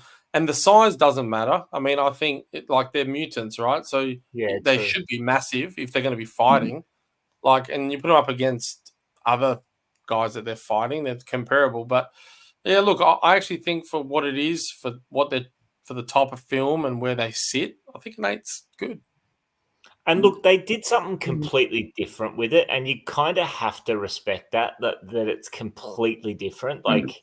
They're very much their own thing. I mean, they make nods to other incarnations, but there is an original look for them. You know? I've got one thing I've got to say, which is kind of the thing is with all that crap they're wearing. How do they like be ninjas, and how do they how does shit not fall off when you're jumping around? Yeah, Gaz raised that point. That's every time they hit the ground. And mine. They're definitely different size, but not that one. Different. All right, well, let's get on to the next one because they've obviously got another one coming with that. But all right, so the next one now, this was a weird one for me. I haven't even seen it. I've seen little minifigs. Yeah, my kids love this. Yeah, I kind of like the look of them. You know, it's different. But, they've kind of got the 2012. It's the 2012 sort of feet style look. Yeah, But I like the cuteness. These guys, Yeah. like, I don't know it. I haven't watched it. But yeah, the 2012 Bebop is definitely 2012. I like the cuteness. These are going to be a 6 for me. Yeah. I don't really. I mean, I'll give these a 4. I mean, they're not really for me. I don't like the elephant feet. I do like the fact that they've gone from the like over the head bandana. Like none of them have that. You know what I mean? Because I've never really been into that. But yeah, I mean, I'll give them a 4. Nice. Yeah, with me on this one, I'm probably going to go for 5. Like I said, don't like the feet, but they are cute, and I kind of like the different sort of like, I don't know, like the skulls on the knee pads and stuff. It's just different, you know. It looks like a fun cartoon when you. They go back in time into dinosaur era. Yeah, it's really cool. It's on Paramount. Yeah, it has all the dinosaurs from like the toy line. Correct. Oh, really? Yeah. So it's a short little movie. It's not like 2 hours. No, it's 20 minutes. Yeah, it's just a one-off thing. Yeah, cool. So, Enzo, what are you going to score that one? This is exactly like Muppet Babies, pretty much. Yeah. I actually really like these. My kids love this. They watch it all the time, especially when they don't know what to watch. They put it on, and they're actually when they're not in the. This is when they've obviously back in time in the beginning of it. They're dressed like the normal turtles. They look really good. I'm going to give them a 7. I like these. Nice. Scored a lot better than what I thought this one, but I like that. We're suckers for cuteness. Yeah, exactly. All right, let's get on to something that isn't as cute. Let's get back to these fellas.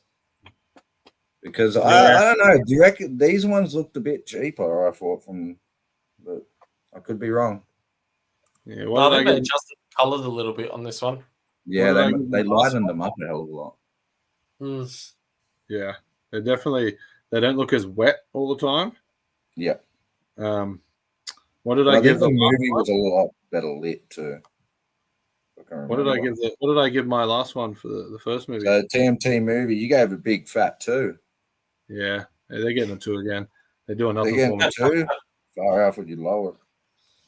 All right. A bit of lighting's not going to help. All right, Scotty, where are you at on this one, buddy? What did I'm going to keep it consistent as well. What did I do for 2014? You went a 5. Okay, we'll stick with a 5. Oof. They are slightly different. You can drop it if you want. I'll go with I went for 5 on the last one. Oh wait.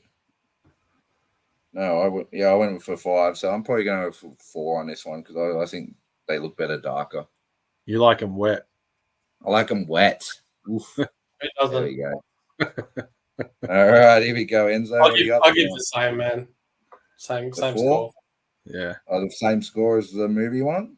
Yeah, same score as the movie one. So you went 8. Yeah. I think they're fine for what they are. All right, nothing wrong with that, man. Not comparing them to animation. I think they're No, exactly right. Nothing wrong with that. All right, here we go. Now this is where it gets a little bit weirder. This the last one?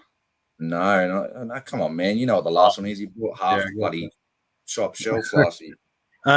This one, I've started watching this, taking the series away and looking at the characters. I'm not a massive fan.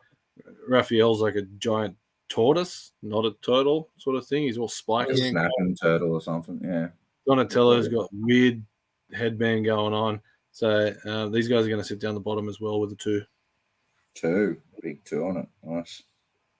All right, Scotty, what do you think of these beautiful specimens? Yeah, I'm going 2 as well. I'm not into it. It's not cool. Damn. And the whole chat's going 2. This is a popular number. Put me down for a 2 as well. Everyone 2. Yeah, all right. I'm going to give them breaking things up with a 1. Let's feed it through. 1. Yeah. I'm going to give it a 2 then. All right, we'll make that an easy one. They only got 8. They're the lowest scoring so far. Why is Rafa kaiju? Yeah. He's huge, isn't he? He's a machine. How did he fit down the sewer drain? The sewer manhole. Yeah, it's an interesting. He spat on the end of it. Oh, This one's 2 seasons. It's 2 seasons, and you got to watch a movie to finish it. Yeah. Is that what the 2020 came back for? So I was Yeah. wondering there because they did have 2 lots on this timeline. I was like, I ain't putting them up twice. Correct. Okay, so the movie. All right, so on to the second last one. Now this one's crazy. This one cracks me up. Oh, the Batman movie. This was They awesome. seriously, man, they turned Donnie's head into a soup can. Look at it. Look at Oh my god. It's Donnie's hideous. head is all wrong. That is probably one of the worst photos you could have picked for. I did it. I watched did that it because movie. the person who's not here is a big Donnie fan, and he even admits that one's horrible. But Scree left early. So that's the only reason I really picked this one. If I have to judge off this, I'm not giving the right judgment of what this movie is about. But I'm going to give them a 6 because I know it's this. They do look good. I like them. You like Batman, that's why. Batgirl. Yeah. Yeah. I like All Rob. Scotty, what do you reckon? These pretty boys. I mean, like, yeah. I love Adam's comment. I'll go 5. Like I'll give them a pass mark. It just they're okay. They're okay, but they don't a heck of a lot for me.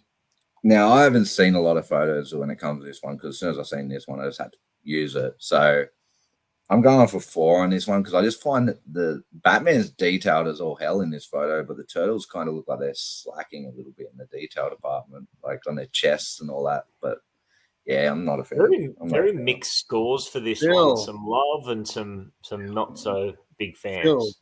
Phil, you got to watch that one, mate. It's a really. I think you got to give, if you're giving the characters a score based on these images, is very different to giving the characters a score based on, I know this film and I've seen these characters in the film. I'd give these an 8. They're actually really cool, especially if you watch the whole movie. Yeah. That's just a really bad photo. It's a wicked. Well, that's why I kind of did it for the photos too, because like I said, I've got no clue of these series. I don't know what they were like. I don't know what they were. So I was just trying to do photos. All right, so let's go for the lucky last one here. Yeah, I just want to say good day to Ollie from I Made This. Hey, buddy. Hope you're doing well. Ollie. Hey, mate. I want to see that Transformer, buddy. Can't wait for the video. All right, here we go. All right. Mayhem. I have to be 100% honest. When the trailer dropped for these guys, I'd never seen animation like that. I was like, this is interesting, but I liked it. Yeah. So I'm actually going to give these guys an 8. I thought it went back to like what I wanted in a way. I know Raf's got a bit of a headband, but they kind of kept it, but just gave it a taste of modernization. So nice 8. So an 8. All righty, Scotty. What do we got? I'm going to go a 7. I like. 7? There's things I don't like, but overall, I thought they looked great, and particularly the way they were animated. You know what I mean? To look at a still image is one thing, but to see them, them in animation form, I thought it was great. Yeah, 100%. Yeah, I'm probably with Dean on this one. Like, I wasn't when I first seen this, I was like, I don't know if I'm gonna like them. I'm not a huge fan of the figures, but I'm not a huge fan of new plastic anyway. Like, we got the pizza van in the new one around here, and it's trash. It's just cheap plastic. But judging by the photo and the way they look, I really hate the headband. But that's about the only thing I hate about them. So I'd go for an 8 with them too. Same as Dean. Which Enzo will crush him. Enzo's like 1.5. I think he's showing some love for him now. No, I don't mind these. I don't mind them. You know, like I think I was like Dean. You know, when I saw the trailer, I was like, ugh, really? And then you watch the movie, and you kind of see that they're done. Look, I'd be sitting at maybe 6. Nice. Yeah, nice pass. Well, you guys have seen obviously a lot more of the cartoons than us. Do you find these were probably the best teenage, like other than the originals? Like they probably even better, like the best teenage form of turtles, like as in acting as teenagers and stuff like that? No, I think the 2012. Yeah, these are kind of like preteens. Okay, same as Rise of the Turtles. They were young before they were preteen as well. So yeah, 2012 was probably your best teenage years.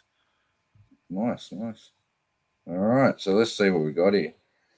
All right, so with the win is the Turtle TMT movie with 39 points. Pretty much 1990. The 1991, yeah. Coming in second hot is the 87 cartoon. Yeah. And then surprisingly coming in third is The Secret of the Ooze. So pretty much the first three. But we did get some high scores. Like 2003 got 31 points. They've done pretty well. What was the last? So dead last was that Rise of the TMT. That scored a big 8. Where it should sit perfectly. Yeah. And funny enough, that actually got less when Enzo gave the Superman one a 0, and that got 10. Wow. But yeah, I pushed the score up there for 4, I think. So not really. But that was fun. So the movie obviously, I'm pretty sure we thought the movie was going to win. I was fingers crossed it was going to win. But yeah, it's pretty crazy. Like, and unshare that screen if you want now, Scotty. Yeah. Sorry. We are a bit on time. So we've been.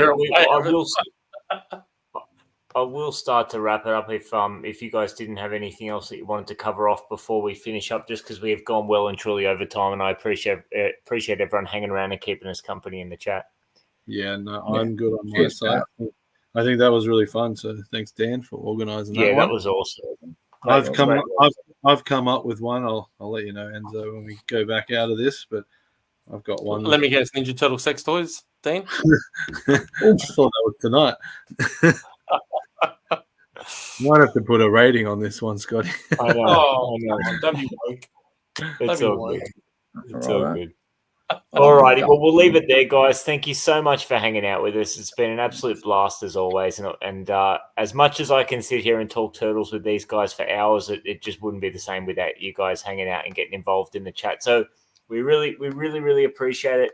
And we'll see you guys back for the next one in around 4 weeks' time. We're going to have a game on deck for the next one, some sort of game that you guys can get involved with, and we can keep that participation going. So we'll leave it there. But yeah, thanks so much to everyone that tuned in and hung out. We really appreciate it. And thank you, guys. Thank you, everyone. Appreciate it. See you guys in a few weeks. Catch you later.